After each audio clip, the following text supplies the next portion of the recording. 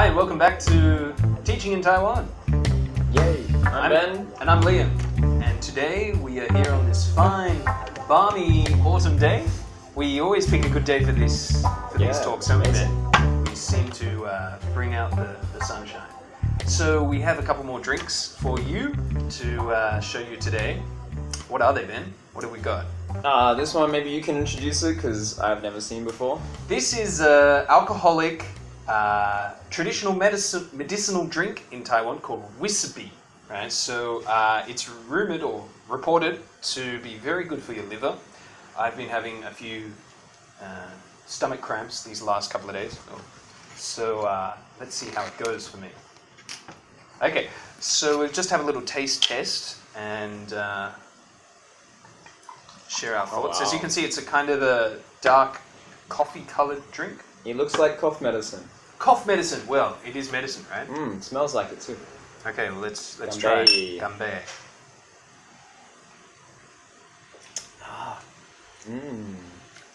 And tastes just like cough medicine. Yeah. I feel it's a little bit like cherry flavored Jägermeister, like Jäger. Yeah. Do you get that, or what do you think? Yeah, that's cherry flavored Coke without the Coke. Yeah. Cherry flavored Coke without the Coke. So, yeah, if you're feeling like something different, you can try that. And what about these? This is a soft drink, right? This is Weidali, or in Weidali? English, Vitali. Vitali. So they call it Vitali because it's full of vitamins, apparently. Lots of vitamins. I reckon it tastes like creaming soda, but not exactly the same. Should we try it with the whiskey? Are you putting it together? I've tried that before. It's quite a cocktail. Normal for Taiwan? Yes. Okay. Give it a try. Yeah, why not? Why not? Taiwanese style. Yeah.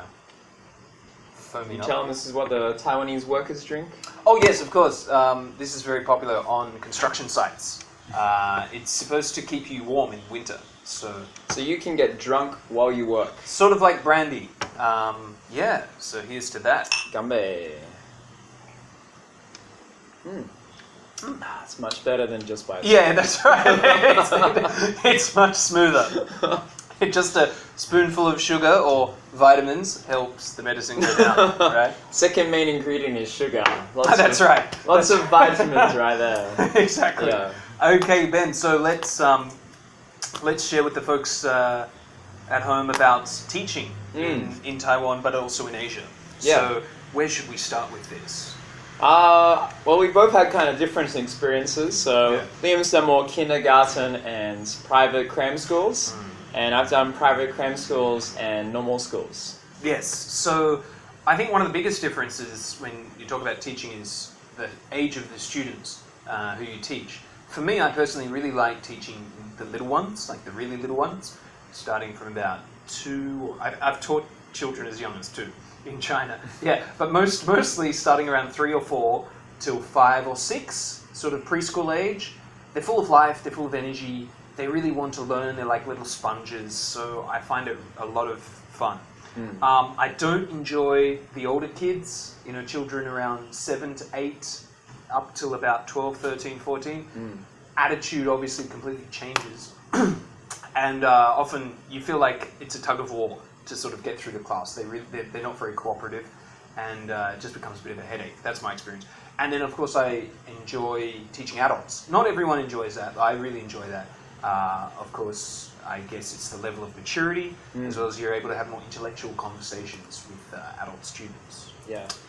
For me, I'm probably like an opposite. I mean, I don't like the little kids. You've got to have lots of energy as a teacher, and you've got to be, super passionate with them, I feel.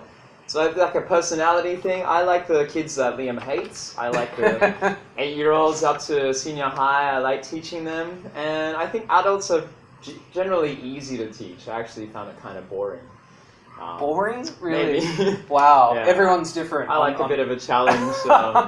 Yeah, but not too challenging like the little kids. So you got to find what's good for you. Exactly. What works for you. Exactly. Yeah. It is a personality thing. You're totally right, Ben. And so I guess the first thing you really have to sort out when you come to teach is your visa and your your visa and qualifications as well, if qualifications are necessary. Yeah. Some countries like Japan, you can go with no qualifications if you have the working holiday visa. But Taiwan, you must have a bachelor's degree at least to teach here. Yes. Yeah. Very important. Now in China, you often get mixed reports, and the laws do seem to change quite quickly or quite frequently.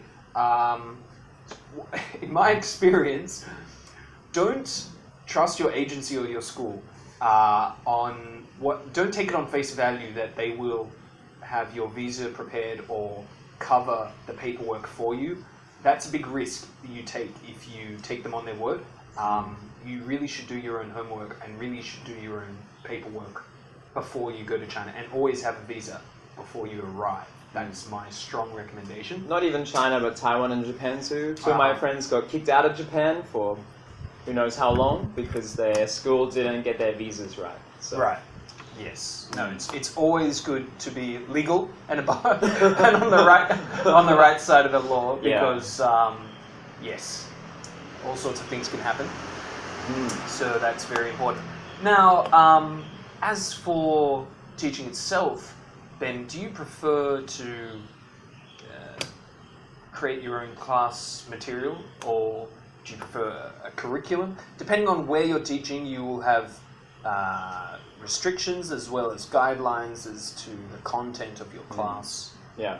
So I've worked 2 years in private English cram schools, and almost 4 years now in the public school system. And the private schools, sometimes they have a curriculum and you make your own lesson plans. And other companies I've worked for, they've had the curriculum and the lesson plan for me. So It depends what you want to do. I think if you just want to come for 1 year, teach for money and have some fun, the ones where they plan everything for you can be great, because you can just go to work and then go home, and that's it. That's true. It's completely up to you and how much time you want to put into the lesson plans, and also what kind of how rewarding is it for you to shape and craft the lesson plans and the material yourself. For me, when I teach at a bushiban, or taught at a bushiban, mostly adult class, I have complete creative freedom to do whatever I want with the students, which is incredible. I never get any evaluation panels or any of that.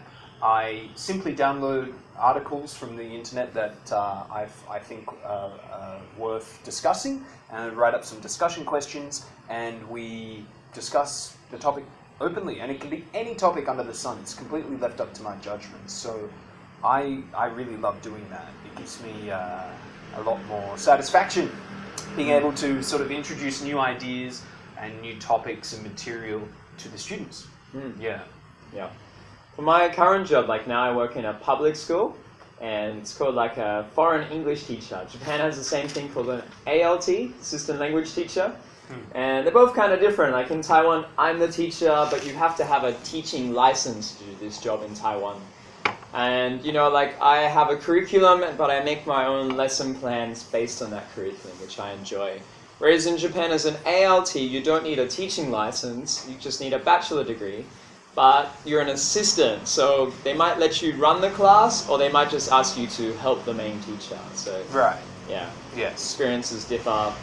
Experiences differ, as do pay, right? As does pay. So pay is another big factor, obviously.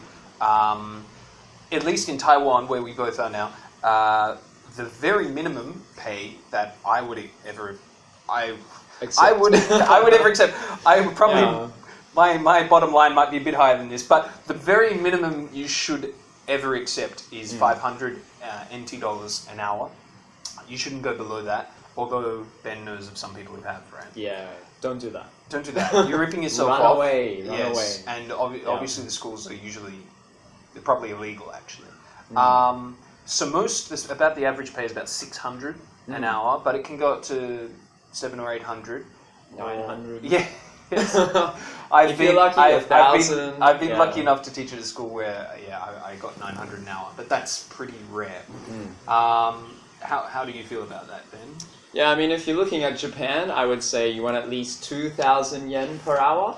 I met a guy who worked for 800 yen an hour, which is like $7 an hour. It was horrible. He ran away. I encouraged him to run away. Yeah. So, you gotta make sure the pay is right. Like talk to locals in that area, make sure you're getting paid the same as them. Some schools like to trip foreigners into really low pay and say everyone gets paid this, but yeah. But really, your colleagues are probably getting paid a lot more. Yeah, you're being conned. Yeah. Run so away. also there's a big difference between being paid a wage versus being paid a salary. So then you're paid a salary. Yeah, so if you're an ALT or if you're working in the public schools or maybe a private normal school, then usually you get like a monthly salary. So I mean, right now I have really good conditions where they pay my flights to Taiwan and back to Australia every year, and they also pay me sick days, and I get paid a vacation, paid holidays. That's a really good package, actually. Yeah. So I like it. It's good. Yes. Whereas if you work for a wage, as I mostly have, you can get a high wage if you're lucky. Like I've been a couple of times, but you will always be open to the possibility, or there'll always be the possibility of cancellations of class. There are a lot of national holidays, typhoons in Taiwan, so... You still get paid those days? I don't get paid for typhoon days. Really? Anyway. No, I do not get paid for typhoon. This is the difference, it's salary and wage. Okay, so just be clear, it's not just about the hourly rate, it's also about the other factors in the pay package. If you're on an hourly rate, you can work 20 hours a week and make enough money to survive, but then you have to factor in that you'll have days off and you won't get paid for those. Any vacation time you take, you won't get paid. So. Yeah. So there's a lot to talk about with teaching here, but I think we've just given you a little snapshot into some of the more important points, especially if you're just looking at a point of entry to begin.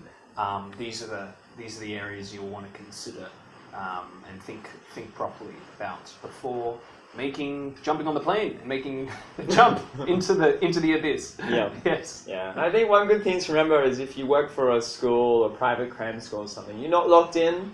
If you work there for a few weeks and you just think this school is terrible, they treat me bad, it's not a good place to be, good idea is to just quit and look for a good company or good school that will treat you well and will give you good pay and will be a good experience. Take care of you. Excellent.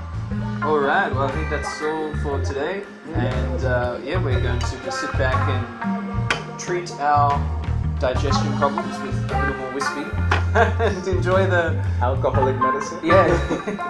Enjoy the blue skies. So, till next time.